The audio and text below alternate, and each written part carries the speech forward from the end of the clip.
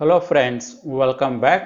ನಾನು ನಿಮಗೆ ಈ ವಿಡಿಯೋದಲ್ಲಿ ಎಸ್ಪೆಷಲಿ ನಾವು ಯಾವುದಾದ್ರೂ ಒಂದು ಲೋನ್ಗೆ ಅಪ್ಲೈ ಮಾಡಿದ್ರೆ, ಪರ್ಸನಲ್ ಲೋನ್ ಇರ್ಬೋದು, ಹೋಮ್ ಲೋನ್ ಇರ್ಬೋದು, ಕಾರ್ ಲೋನ್ ಇರ್ಬೋದು, ಯಾವುದೇ ಲೋನ್ ಅಪ್ಲೈ ಮಾಡಿದ್ರೂ ಬ್ಯಾಂಕ್ಗಳವರು ನಿಮಗೆ ಲೋನ್ ಕೊಡೋದಕ್ಕೆ ಮೊದಲು ಅವರು ನಿಮ್ಮ ಕ್ರೆಡಿಟ್ ಸ್ಕೋರ್ನ ಚೆಕ್ ಮಾಡ್ಕೊಳ್ತಾರೆ. ನಿಮ್ಮ ಕ್ರೆಡಿಟ್ ಸ್ಕೋರು ಟ್ರಸ್ಟ್ ವರ್ತಿ ಇಲ್ಲ ಅಂದಾಗ ನಿಮಗೆ ಅವರು ಲೋನ್ ಕೊಡೋದೇ ಇಲ್ಲ. ನೀವು ಯಾವುದೇ ಬ್ಯಾಂಕಲ್ಲಿ ನೀವು ಅಪ್ಲೈ ಮಾಡಿದ್ರೂ ನಿಮಗೆ ಲೋನ್ ಖಂಡಿತವಾಗಿ ಸಿಗೋದಿಲ್ಲ.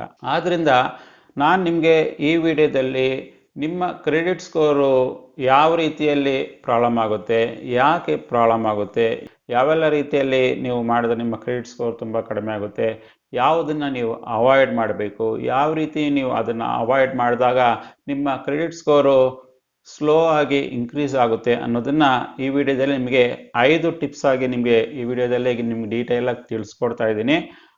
ಆದ್ದರಿಂದ ಈ ವಿಡಿಯೋನ ಸ್ಕಿಪ್ ಮಾಡಿದಿರ ನೋಡಿದಾಗ ನಿಮಗೆ ಖಂಡಿತವಾಗಿ ಕ್ಲಿಯರ್ ಆಗಿ ಅರ್ಥ ಆಗುತ್ತೆ. ನಿಮ್ಮ ಕ್ರೆಡಿಟ್ ಸ್ಕೋರ್ನ ನೀವು ಯಾವ ರೀತಿ ಇಂಪ್ರೂವ್ ಮಾಡ್ಕೊಳ್ಬೇಕು, ಯಾವ ತಪ್ಪುಗಳನ್ನ ನೀವು ಮಾಡಬಾರ್ದು ಅನ್ನೋದನ್ನ ಈ ವಿಡಿಯೋದಲ್ಲಿ ನಿಮಗೆ ಡೀಟೇಲ್ ಆಗಿ ತಿಳಿಸ್ಕೊಡ್ತಾ ಇದ್ದೀನಿ.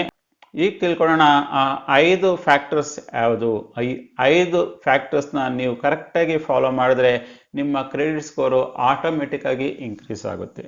ಯಾಕಂದರೆ ನಮ್ಮ ಕ್ರೆಡಿಟ್ ಸ್ಕೋರ್ ಇಂಪ್ರೂವ್ ಆಗೋದು, ಡಿಕ್ರೀಸ್ ಆಗೋದು ಈ 5 ಪ್ಯಾರಾಮೀಟರ್ಗಳ ಮೇಲೇ ಕಂಪ್ಲೀಟ್ ಆಗಿ ಡಿಪೆಂಡ್ ಆಗಿರುತ್ತೆ. ಆದ್ದರಿಂದ ನಾವು ಈ 5 ಪ್ಯಾರಾಮೀಟರ್ಗಳನ್ನ ಚೆನ್ನಾಗಿ ಅರ್ಥ ಮಾಡ್ಕೊಂಡಿದ್ದಾಗ ನಿಮ್ಮ ಕ್ರೆಡಿಟ್ ಸ್ಕೋರ್ನ ನೀವು ಆಟೋಮೆಟಿಕ್ ಆಗಿ ಇನ್ಕ್ರೀಸ್ ಮಾಡ್ಕೊಳ್ಬೋದು.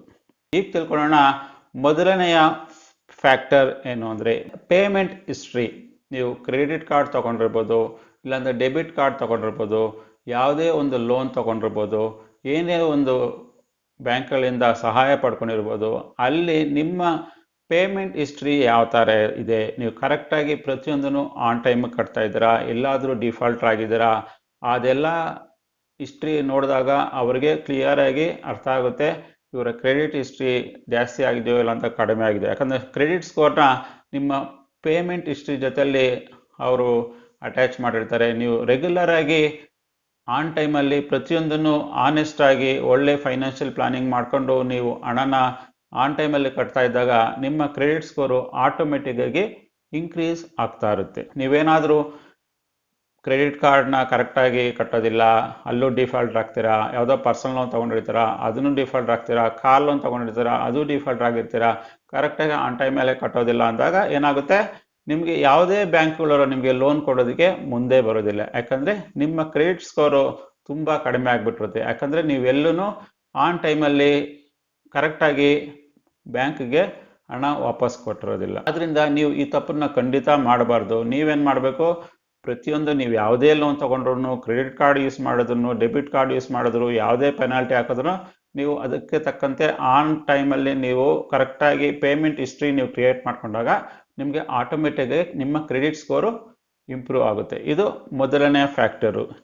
ಎರಡನೇ ಫ್ಯಾಕ್ಟರ್ ಏನಂದರೆ ನಾವು ಬ್ಯಾಂಕ್ಗಳಿಂದ ಎಷ್ಟು ಸಾಲ ಪಡೆದಿದ್ದೀವಿ, ನಾವು ಬ್ಯಾಂಕ್ಗೆ ಎಷ್ಟು ಹಣ ವಾಪಸ್ ಕೊಡಬೇಕು, ಎಷ್ಟು ಹಣ ಬ್ಯಾಲೆನ್ಸ್ ಇದೆ, ಎಷ್ಟು ಕೊಡಬೇಕು, ಅದ್ರ ಮೇಲೂ ಕೂಡ ನಿಮ್ಮ ಸಿಬಿಲ್ ಸ್ಕೋರು ಇಂಪ್ರೂವ್ ಆಗೋದು ಇಲ್ಲಾಂದರೆ ಡಿಕ್ರೀಸ್ ಆಗೋದು ಆಗುತ್ತೆ. ನಿಮ್ಮ ಲೋನ್ ಅಮೌಂಟ್ ಜಾಸ್ತಿ ಇದ್ದಾಗ, ಜಾಸ್ತಿ ಲೋನು ನೀವು ಬ್ಯಾಂಕಿಗೆ ಕಟ್ಟಬೇಕಂದಾಗ ನಿಮ್ಮ ಸಿಬಿಲ್ ಸ್ಕೋರ್ನ ಕಡಿಮೆ ಮಾಡ್ಕೊಂಡು ಬರ್ತಾರೆ.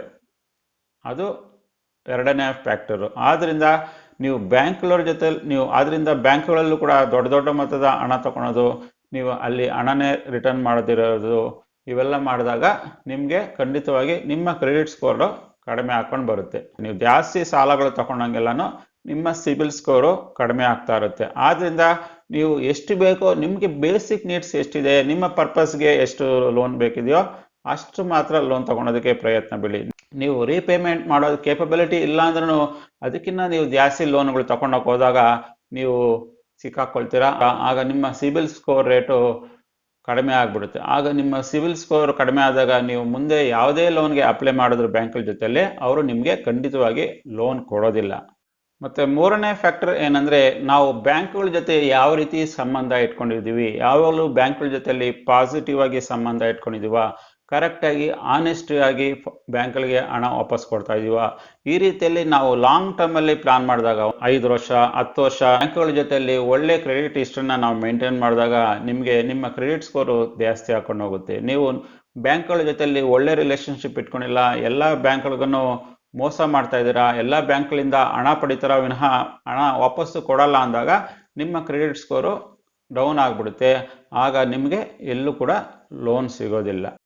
ಮತ್ತು ನಾಲ್ಕನೆಯ ಫ್ಯಾಕ್ಟರ್ಸ್ ಜಾಸ್ತಿ ಇಂಪ್ಯಾಕ್ಟ್ ಆಗೋದಂದರೆ, ನೀವೇನು ಮಾಡೋದು, ನಿಮಗೆ ಎಲ್ಲೋ ಒಂದು ಪರ್ಸನಲ್ ಲೋನ್ ಬೇಕಂದ್ಕೊಳ್ಳಿ, ಇಲ್ಲಾಂದ್ರೆ ಒಂದು ಹೋಮ್ ಲೋನ್ ಬೇಕಂದರೆ ನೀವು ಒಂದು ಬ್ಯಾಂಕಿಗೆ ಅಪ್ರೋಚ್ ಮಾಡೋ ಬದಲು ಒಂದು 10 ಬ್ಯಾಂಕ್ಗೆ ಪ್ಯಾರಲಲ್ ಆಗಿ ಅಪ್ರೋಚ್ ಮಾಡೋದು. ಆ ರೀತಿ ಖಂಡಿತವಾಗಿ ಮಾಡಬೇಡಿ. ಯಾಕಂದರೆ ಪ್ರತಿಯೊಬ್ಬರೂ ಅವರು ಸಿಬಿಲ್ ಸ್ಕೋರ್ ಏನಂತ ಅವರು ಚೆಕ್ ಮಾಡೋದಕ್ಕೆ ಹೋದಾಗ ಇವರು ನಮಗೆ ಅಪ್ಲಿಕೇಶನ್ ಹಾಕೋದು ಬಿಟ್ಟು ಬೇರೆ ಉಳಿದ ಇನ್ನೊಂದು 10 ಬ್ಯಾಂಕ್ಗಳ ಜೊತೆನೂ ನೀವು ಪ್ಯಾರಲಲ್ ಆಗಿ ಅಪ್ಲೈ ಮಾಡಿದ್ದಾರೆ ಅಂದಾಗ ನಿಮ್ಮ ಕ್ರೆಡಿಟ್ ಸ್ಕೋರು ತುಂಬ ಕಡಿಮೆ ಆಗುತ್ತೆ. ಆದ್ದರಿಂದ ನೀವು ಎಲ್ಲೇ ಲೋನ್ ತೊಗೊಳ್ಬೇಕಂದ್ರೂ ಮೊದಲು ಒಂದು ಕಡೆ ಅಪ್ಲಿಕೇಶನ್ ಹಾಕಿ, ಅವ್ರ ಅಪ್ಲಿಕೇಶನ್ನು ರಿಜೆಕ್ಟ್ ಮಾಡಿದಾರೋ ಇಲ್ಲಾಂದ್ರೆ ಅಪ್ರೂವ್ ಮಾಡಿದಾರೋ ಅದಕ್ಕೆ ತಕ್ಕಂತೆ ಅದು ಡಿಸೈಡ್ ಆಗಿದ್ಮೇಲೆ ನೆಕ್ಸ್ಟ್ ಬ್ಯಾಂಕಿಗೆ ಹೋಗೋದಕ್ಕೆ ಪ್ರಯತ್ನ ಬಿಡಿ.